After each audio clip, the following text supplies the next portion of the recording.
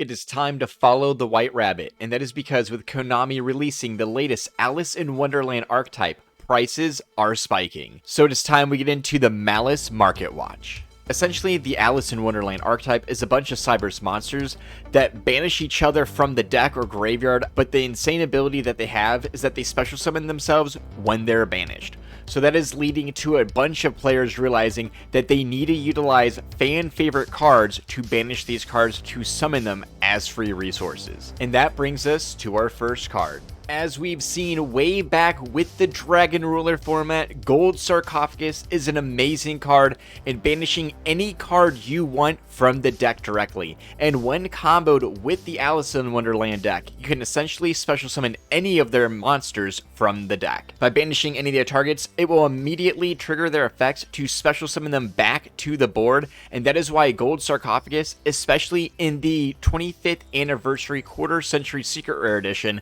we're going to be seeing the prices going up. And as we see, if you're wanting to pick up your copy of Gold Sarcophagus, it's going to cost about $8.45.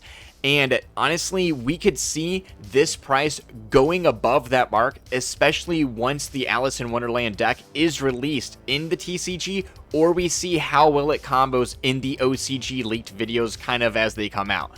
So we've seen that in the past, it has dropped below $8, kind of closer to the $6, $7 mark. But again, once the Alice in Wonderland archetype was announced, we saw it spike right back up.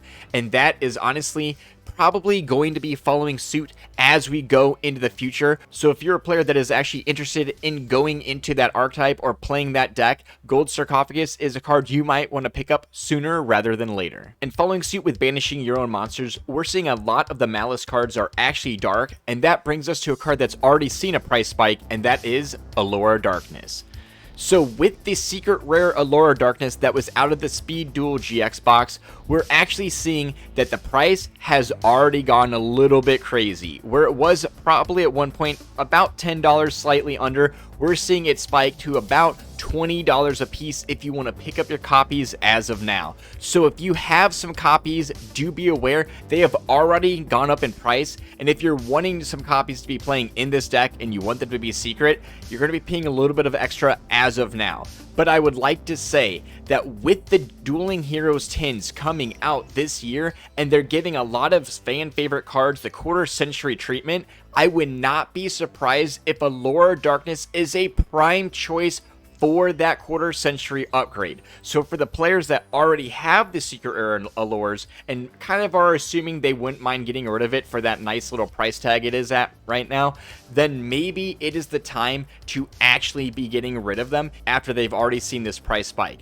Because again, with these Dueling Hero 10 cards releasing so many cards as quarter century secrets, it would not surprise me if Allure Darkness gets that treatment.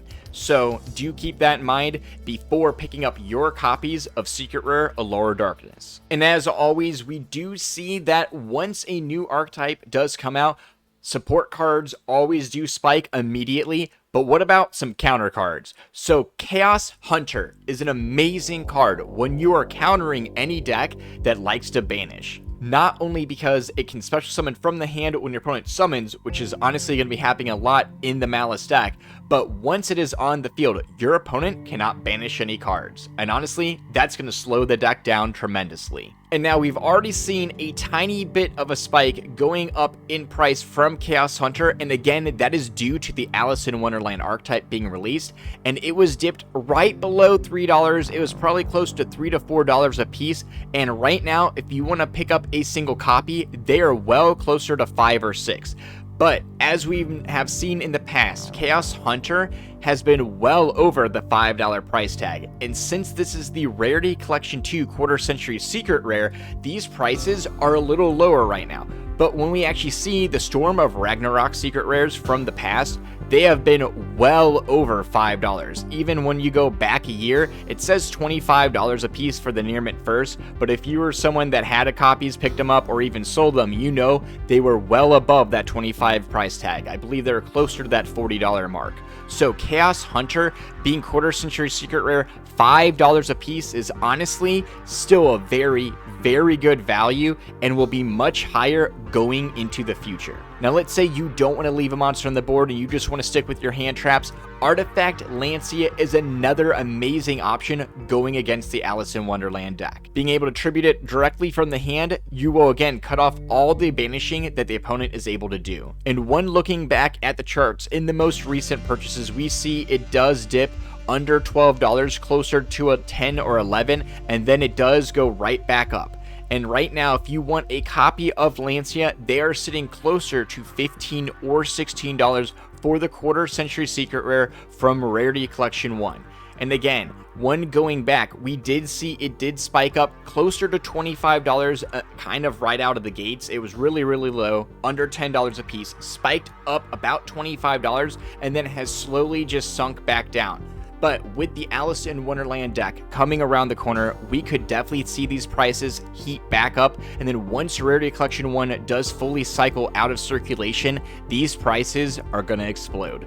So if you're wanting an out, specifically Lancia, going against the Alice in Wonderland deck in the future, now is definitely the time to be securing your copies. For the fans of floodgating out there, there is another one, and that is Imperial Iron Wall. And that is because once Imperial Iron Wall is on the board, no cards can be banished. And the best part about it is the Legendary Collection Joey's World is actually one of 2 holographics, and that's why these are prime choices to be picking up. So right now, if you want to pick up a copy, they're right around $5 a piece. You might be able to find a seller that has multiple copies, and again, it's going to be about $5 or more.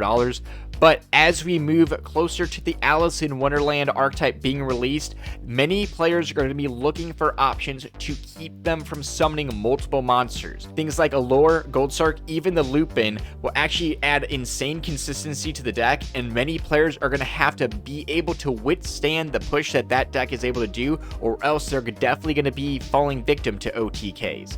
And that's why many players are going to be looking into cards like Imperial Iron Wall, like Lancia, or Chaos Hunter to get them through the Alice in Wonderland meta. And now talking about a little more support, we have Link Decoder from Battle Legend Monsters Revenge. And that is actually a Link staple in the Alice in Wonderland deck.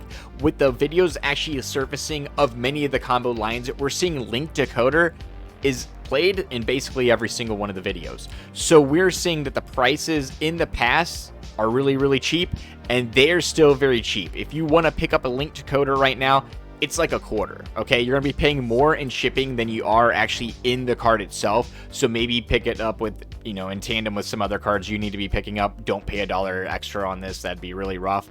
But Link Decoder is a card we could see in the future going up well above the price we're seeing it right now. It's a little bit more of a penny stock, but for the players that just need it in their deck as a one-of, know that you're not breaking the bank needing to go out and get this card, but do so sooner rather than later. But if you're looking for the future tech or the best ways to beat the meta decks like Yubel, like Snake Eye, check out the videos flashing out above so you are ahead of the curve when facing the future meta game. But stay safe, have a good night, and suck it, nerds.